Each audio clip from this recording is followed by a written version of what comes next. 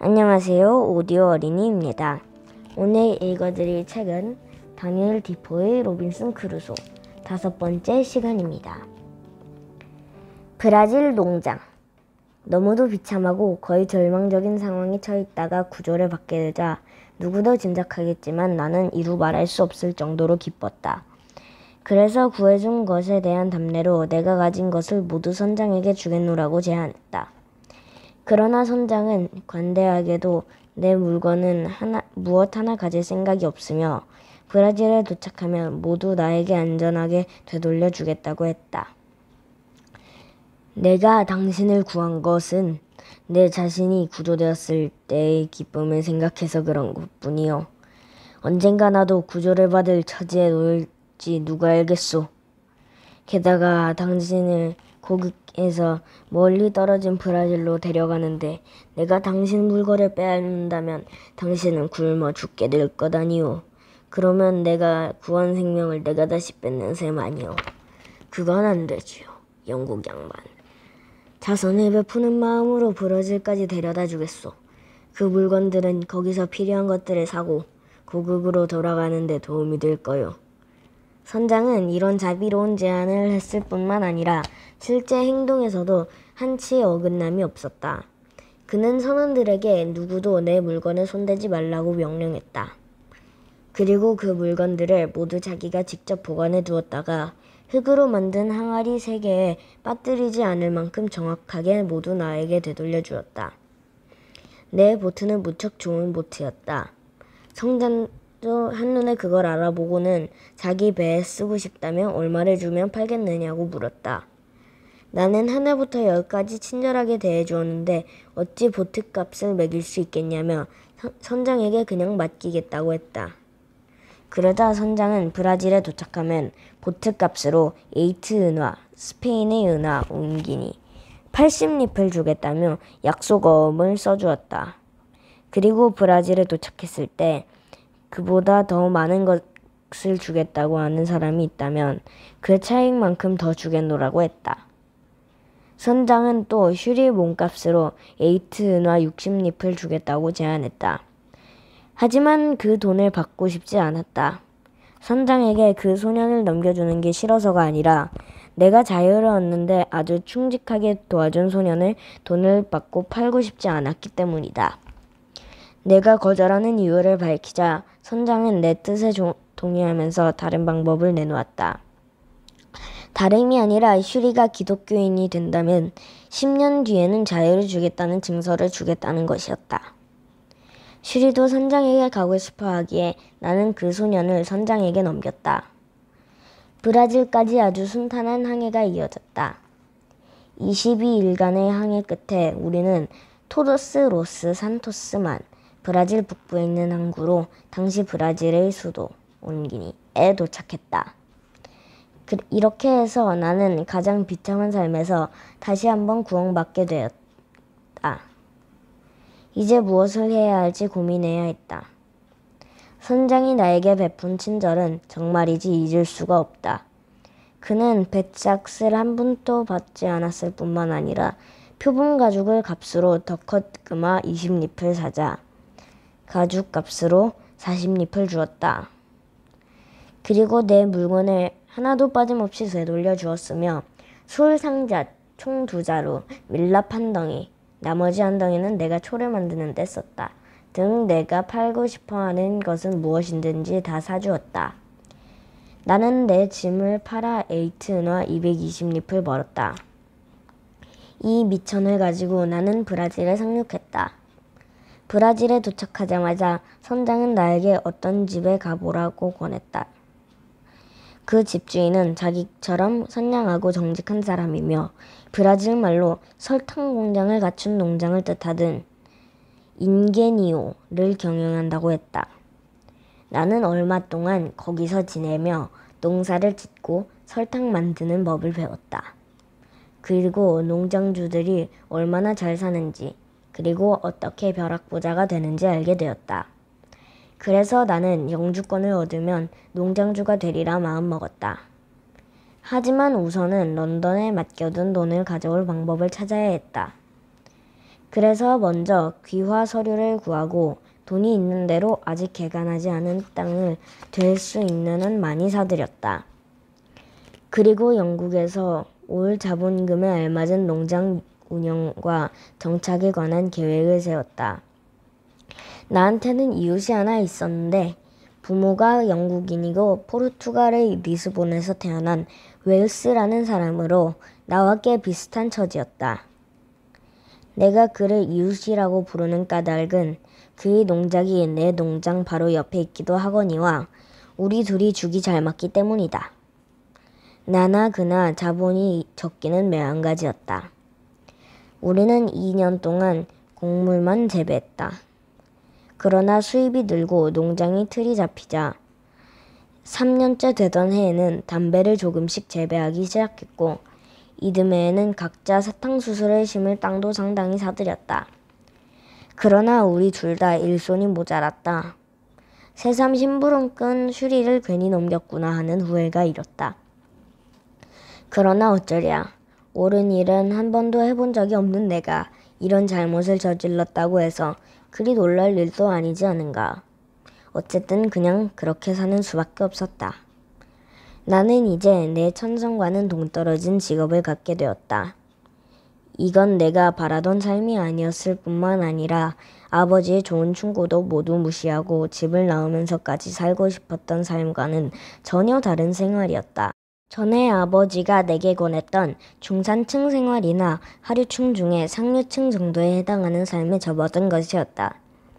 이런 생활을 계속할 거라면 차라리 그냥 집에 가만히 있으면서 그 고생을 안 하는 편이 나았을 것이다. 나는 때때로 혼잣말로 이렇게 중얼거리기도 했다. 몇천 킬로미터나 떨어진 다른 나라 낯선 곳에서 낯선 사람들과 야만인들 틈에 끼어 이렇게 살 바에야 차라리 영국에서 친구들과 지내는 게 낫지 않겠느냐고 말이다. 이처럼 나는 내 처지를 생각하며 깊은 후회에 빠지곤 했다. 가끔 만나는 리스본 출신 이웃 말고는 얘기를 나눌 사람도 없었고 두 손으로 하는 일 말고는 마땅히 할 일도 없었다. 나는 아무도 없는 무인도에 조난당한 사람과 다를 게 없구나 하고 중얼거리곤 했다. 아, 이 모든 것이 얼마나 당연한 일인가. 사람들은 알아야 한다. 만약 자신의 현재 상황을 그보다 더 나쁜 상황으로 비교한다면 하늘이 그 두 개의 상황을 바꾸어 경험하게 함으로써 자신이 얼마나 행복했는가를 깨닫게 한다는 것을. 그래서 나는 이 모든 것이 당연한 결과라고 말하는 것이다. 내가 마음속으로 그렸던 황량하기 그지없는 섬에서 고독하게 사는 것이 내 운명으로 마땅하다는 말이다. 그때 계속 조용히 농장을 경영했더라면 엄청나게 번창해서 틀림없이 부자가 되었을 삶이 터무니없게도 무인도에서의 삶에 비교했으니 말이다. 바다에서 나를 구해준 선장이 포르투갈로 돌아갈 것은 농장 경영에 대한 내 구상이 어느 정도 윤곽을 잡을 즈음이었다. 그 선장의 배는 짐을 싣고 항해를 준비하느라 거의 석 달 동안 브라질에 머물러 있었다. 내가 런던에 맡겨두고 온 돈 이야기를 하자 그는 진지하고 우정 어린 충고를 해주었다. 영국 신사 양반, 그는 나를 늘 이렇게 불렀다. 내가 리스본에 있는 사람을 하나 소개해주리다. 런던에서 자네 돈을 맡고 있는 사람한테 그쪽으로 돈을 보내라는 편지를 쓰고 나한테는 지금 당장 정식 위임장을 써주기나. 그러면 돌아올 때 사정이 허락한다면 이곳에서 이윤이 남을 만한 물건들을 사 가지고 오겠네. 그러나 사람 일이란 건 어찌 될지 모르니 자네의 자본의 반인 100파운드어치만 물건을 주문해서 우선 운에 맡겨보세. 그래서 일이 무사히 풀리면 그때 가서 나머지 돈으로 같은 방법으로 물건을 주문하든지 하면 될 거 아닌가. 그러면 일이 잘 안 풀린다 하더라도 반은 건질 수 있을 게 아닌가. 매우 유익하고 우정 어린 충고였기에 나는 그것이 내가 취할 수 있는 가장 좋은 방법이라고 생각하게 되었다. 그래서 선장의 충고에 따라 돈을 맡긴 부인에게 편지를 쓰고 포르투갈 선장에게는 그의 바람대로 위임장을 써주었다. 나는 그 영국인 선장이 미망인에게 내가 겪은 노예 생활과 그곳에서 탈출한 일, 포르투갈 선장을 만나 구조받은 일 등 모든 모험담을 비롯해 포르투갈 선장의 인간미 넘치는 행동과 내 현재 상황을 적어 보냈다. 또 내게 돈을 보내는 데 필요한 방법을 자세히 설명했다. 리스본으로 돌아간 정직한 포르투갈 선장은 그곳에 있는 영국 상인을 통해 런던에 있는 한 상인에게 주문서와 함께 내 편지를 전했다. 그것은 다시 미망인에게 무사히 전달되었다. 미망인은 내게 맡긴 돈을 물론 포르투갈 선장의 선행과 자비에 대한 감사의 표시로 자기 돈을 들여 아주 멋진 선물까지 사서 선장에게 보냈다. 런던의 상인은 선장이 주문한 대로 영국 상품 100파운드어치를 사서 리스본에 있는 선장에게 보냈고, 선장은 다시 그 물건들을 모두 안전하게 브라질에 있는 나에게 전해주었다. 그 물건 중에는 내 지시 없이 산 폰내기인 난 미처 생각지도 못했다. 농기구와 철제품과 생활용품도 있었는데 이 물건들은 내 농장에 꼭 필요한 것들이라 무척 요긴하게 썼다. 짐이 도착했을 때 나는 너무나 기뻐 굉장한 행운을 잡은 기분이었다. 나의 충실한 대리인 선장은 런던의 미망인에게 사례금으로 보낸 5파운드로 하인 한 명을 6년 계약으로 사서 데려왔다. 선장은 내가 사례로 주는 것을 한사코 받지 않으려 했다. 다만 담배를 약간 받았을 뿐인데 담배는 우리 농장에서 거둔 것이라 내가 기를 쓰고 받으라고 한 것이었다. 뿐만 아니라 내가 받은 옷, 포목, 모직 등은 브라질에 사는 값이 비싸고 쉽게 구할 수 없는 영국 제품들이어서 나는 그것들을 팔아 원래 값의 4배가 넘는 엄청난 이익을 남길 수 있었다. 그 돈 덕택에 나는 내 불쌍한 이웃을 한참 앞에서 농장을 키울 수 있었다. 나는 우선 흑인 노예 한 명과 유럽인 하인 한 명을 더 샀다. 선장이 리스본에서 데려온 유럽인 하인 말고 하나를 더 구한 것이었다. 좋은 일에는 탈이 끼어들기 쉽다는 말이 있는데 내 경우가 바로 그랬다. 이듬해 우리 농장은 대풍년이었다.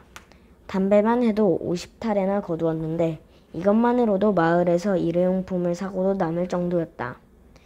나는 하나에 50kg이 넘는 담배 50타레를 잘 말린 뒤 리스본에서 배가 오기를 기다리며 보관하고 있었다. 사업이 커지고 재산이 늘어나자 내 머릿속은 분수에 맞지도 않는 사업 구상으로 가득 찼다. 이렇게 되면 아무리 유능한 사업가라도 망하기 십상이다. 그때 그 상태에 만족했다면 나는 온갖 행복한 일들이 일어났을 것이다. 그런 행복한 일들 때문에 아버지가 그토록 열성적으로 조용하고 검소한 생활을 권한 것이고 중산층의 생활이야말로 그런 행복한 일로 가득하다는 현명한 말씀을 하신 게 아니겠는가.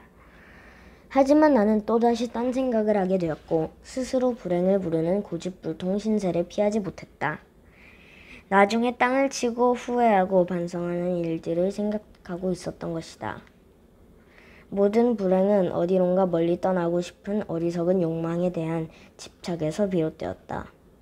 자연과 신이 준 삶을 좇고 그에 따른 의무를 다하기만 하면 좋은 일들이 생길 게 뻔한데도 그 길과 어긋나게 허황된 욕망을 쫓은 탓이었다.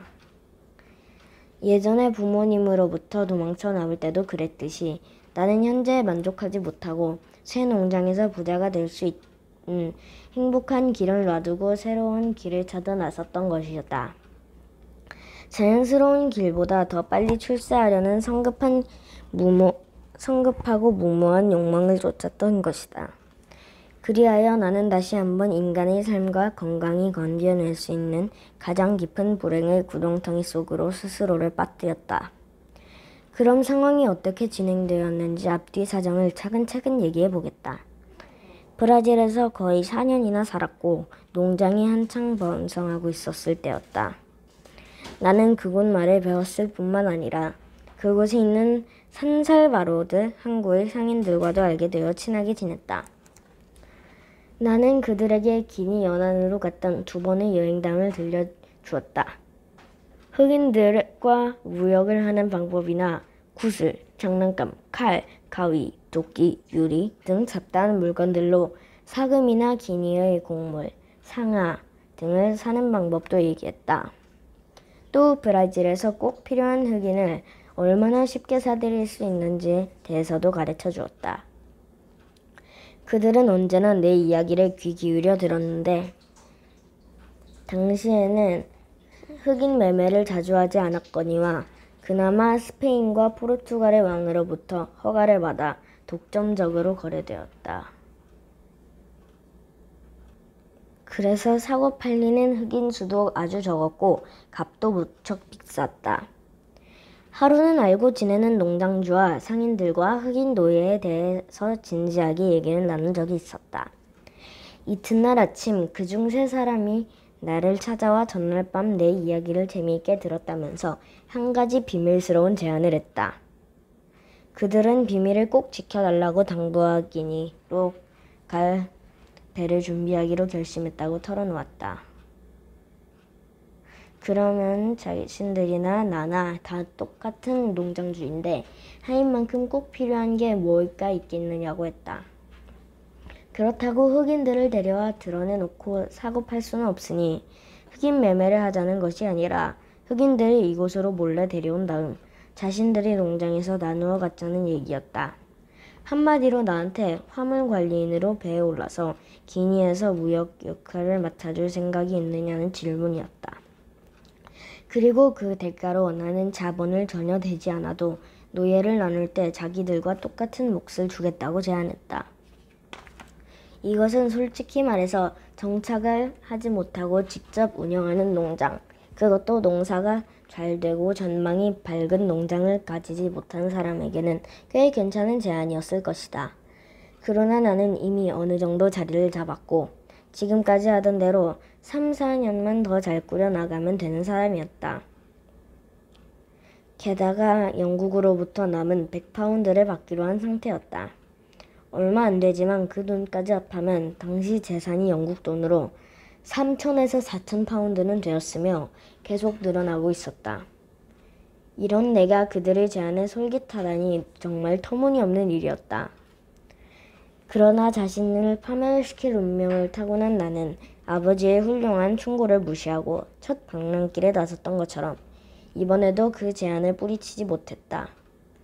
결국 나는 내가 없는 동안 농장을 돌보아주고 설사 그 방식이 틀렸다 하더라도 내 방식대로 농장을 운영해준다면 기꺼이 항해에 나서겠다고 했다. 그들은 그렇게 해야겠다고 약속하고 서약서를 썼다. 나는 내가 죽을 경우를 대비해 농장과 재산 처분에 관한 공식 유언장을 썼다. 생명의 은인인 포르투갈 선장을 전 재산의 상속인으로 지정하고 유언장에 따라 내 재산을 처리할 권리를 주었다. 농작물을 거두어 나오는 돈은 반은 그 선장에게, 나머지 반은 영국으로 보내도록 했다. 간단히 말해 나는 내 재산을 지키고 농장을 유지하는 데 필요한 모든 조치를 취했다. 내가 재산을 지키기 위해 그랬던 것처럼 해야 할 일과 하지 말아야 할 일을 좀 더 신중하게 판단했다면 순조롭게 풀리고 있을 앞으로도 번창한 것이 틀림없는 사업을 벌이고 항해에 나서는 일은 절대 없을 것이다. 나 자신에게 닥칠 것으로 마땅히 예상했어야 할 특별한 재난은 제쳐두고 일반적으로 생각해 보아도 온갖 위험이 따르는 항해는 말이다. 그러나 나는 서둘렀고 이성보다는 환상의 명령을 맹목적으로 따랐다. 그리하여 배를 준비하고 화물을 싣고 동업자들과의 항해 계약에 따른 모든 일을 마친 뒤 1659년 9월 1일 그 불길한 날에 배에 올랐다. 그날은 바로 8년 전 부모의 권유를 어기고 어리석게도 헐에서 부모를 떠난 날과 같은 날이었다.